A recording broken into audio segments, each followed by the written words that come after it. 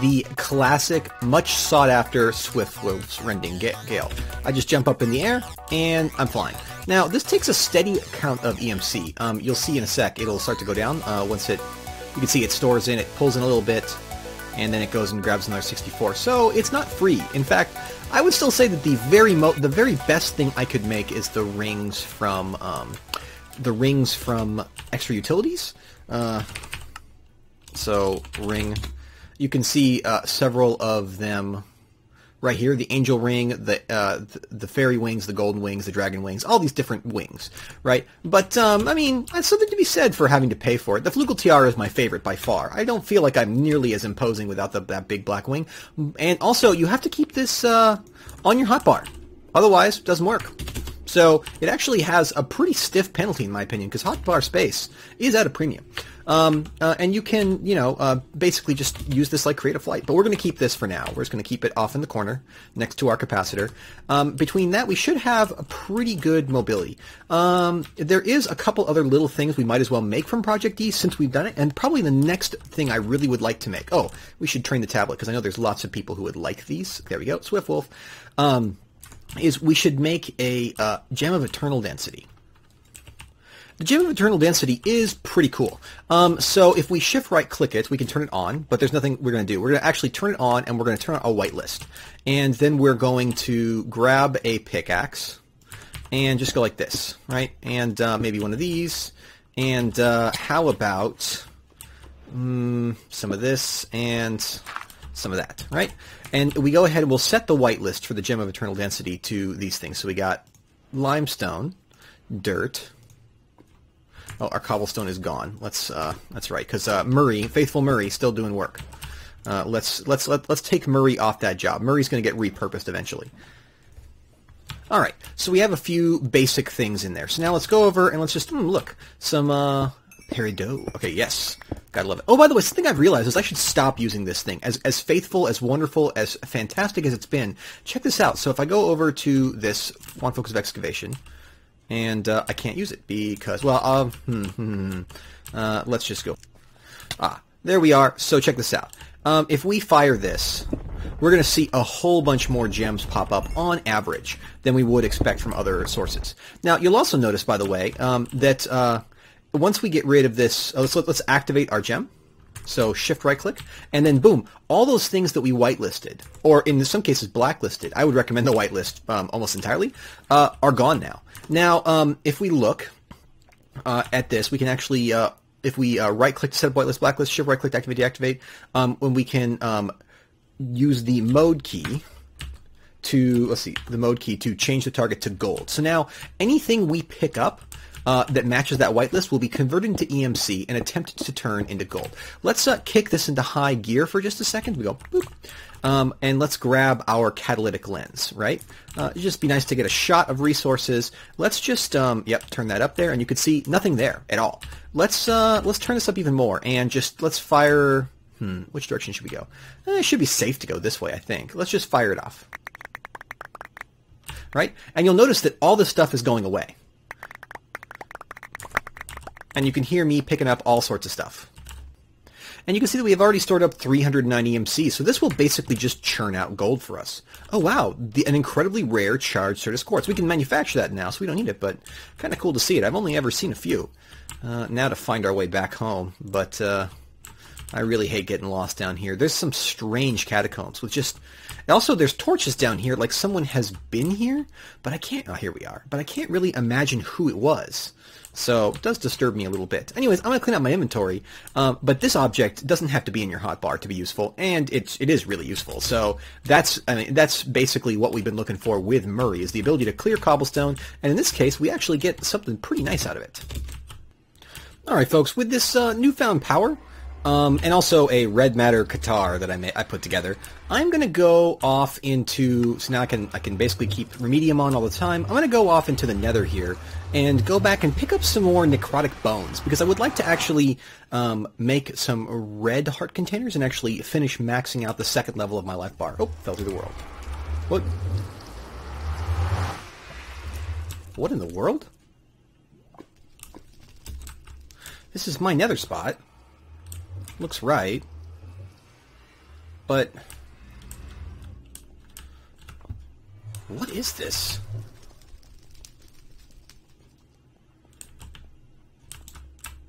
What a... skystone? Prismarine? Blue nether brick? Oh look, Aiko has kindly left us a nice Cursed Earth spawning room. This is great. Alright folks, so I went to the Nether, I died, I came back, I had to do a bunch of work to recharge my bloodstone, because when you die, you have to come back. But in the process, that means I whacked a lot of mobs. And necrotic bones are pretty rare, but I got a few. I just got a few more of these uncommon treasure things. Look, we got some golden leggings, some more coins, an emerald, a splash potion of slowness, all sorts of fun stuff in those. But look in this green bag. I'm in a new bag. In fact, I don't even think I've taught my table it yet. So let me just, boop. Nope, I did. Look inside this bag. What the heck? Between all the loot bags I was getting and all this other stuff, I got a ton of things. But interestingly, I only got 8 necrotic bones and no wither skeleton skulls, so I wasn't as lucky this time through.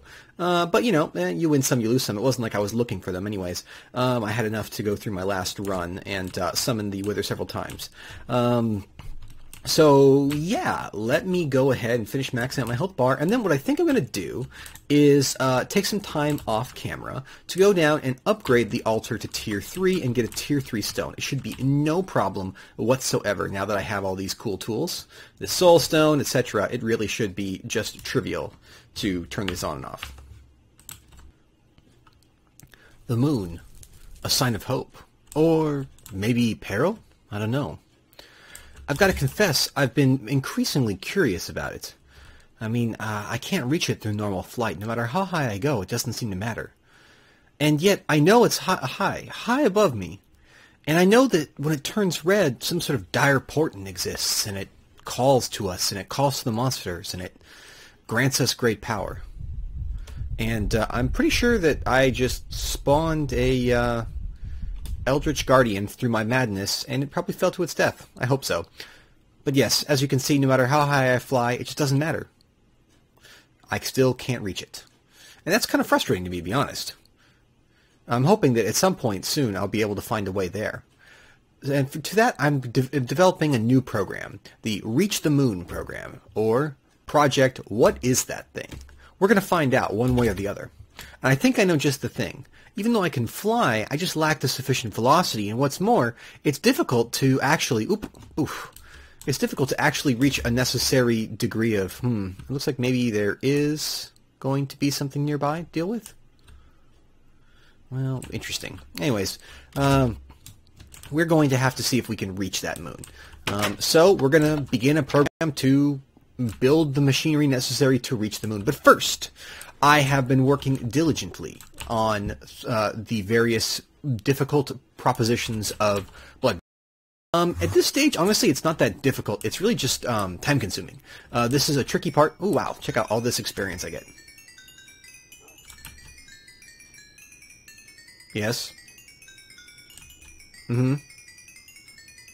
Uh-huh. Great. Well, that was wonderful, but sort of unnecessary. Come and check this out. So, I have a new tier altar. Yay, tier 3, if we look. And this fog is definitely lingering. Kind of like it, though, to be honest. Tier 3 altar, and I have done a bunch of work, including making a new Magician's Blood Orb. And if we pull out this... you can see that we actually have a fair amount of LP in our network, which is good, exactly what we want. And I've made a room just dedicated to the ritual of binding. It's kind of a rough room, sort of a work in progress, but I needed a room for it, and I just figured this would be a good one. I'm going to really quick just move this interdiction torch in here, because I could keep the monsters from being in here, or I could just light it up, and then they won't, won't actually have this problem.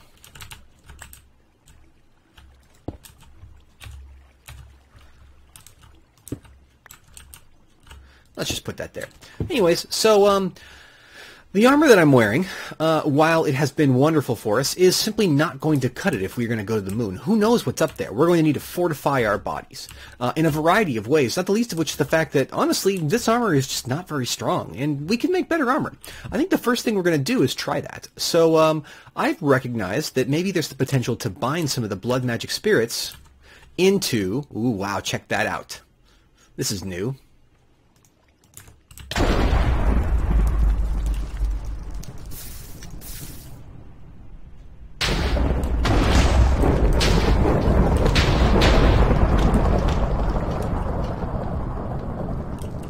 There we go.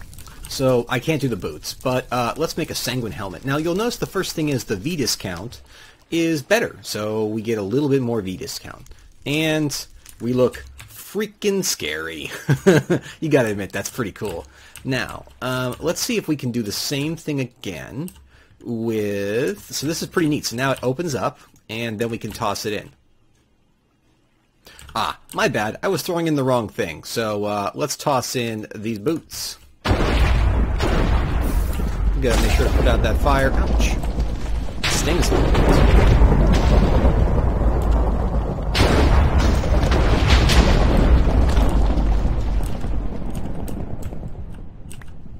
So I'm just going to do the rest of these since this is predictably spectacular. But yeah, just got to do some more thaumium stuff. Boy, this looks cool. What do you think about that, huh? Pretty imposing, if you ask me. And, you know, it's nice to finally look the part. I mean, let's face it, people have been calling me a mad scientist for a while now. At least now I'm scaring a little bit. You know, it's kind of like nice to have a highlight color tail. You know, sometimes you need just a hint of it. So why don't we head over to Sice's place and use his infusion enchanter to improve this. Let's just whisk over there really fast. Right, so let's go ahead and pull our armor off and see what we can do here. So let's put this on, and yeah, it's kind of interesting. There's not a lot of stuff we need. This armor, you know, we already got repair sorted out. We don't really need unbreaking. What we do need is protection. We do want aqua affinity and respiration. And I guess really, I mean, we could put repair on it, but I don't really see the point.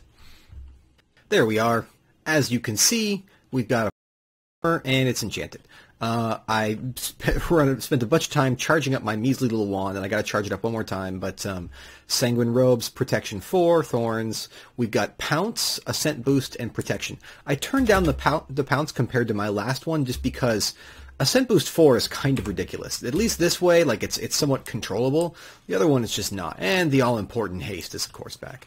Thank you, Sice. I really appreciate you letting me use this every now and then. I'll have to build my own soon, but yours is really conveniently located behind multiple portals. Now, let's walk through Narrow's place, because I don't really want to build one of those portals in my base. It seems like a security breach, doesn't it? And let's think about maybe setting ourselves up for success when it comes to actually reaching the moon. For that, we're going to actually need to build a rocket. Now, I think a rocket is the way to get up there because it will allow us to overcome Earth's gravity. It seems like the higher you get, the less powerful my ring and other flight methods get. And I think it's because they work off of gravity itself. So the further you get, the less powerful they are. Making a rocket isn't too hard. It involves basically making these heavy-duty plates and some rocket fins and some nose cones and other things like that, most of which are just a lot of heavy-duty plates, which seem to be compressed steel, compressed aluminum, and compressed bronze. Taking a look at these, it's not too bad. We just have to find some way to manufacture steel. There's a few different ways to do it. Most of them involving the production of some stuff from mechanism, right? We can also use some manganese stuff if we want. But yeah, it shouldn't be too hard to make the steel. So I'm going to go ahead and make the enrichment chambers, which we'll need to basically make... Well, so what we're going to actually need to do is make a metallurgic infuser. And we're probably going to make 2 of these, and then we'll just hook them up on the line, I don't know, somewhere around here. Some of these things don't actually need power. They're all sort of on the line, but don't need it. So let me go ahead and make those metallurgic infusers, and we can use those. Also, boy, do I need to clean up my inventory. Welcome to a world where the MIP is mine. Nothing too overwhelming and nothing to grab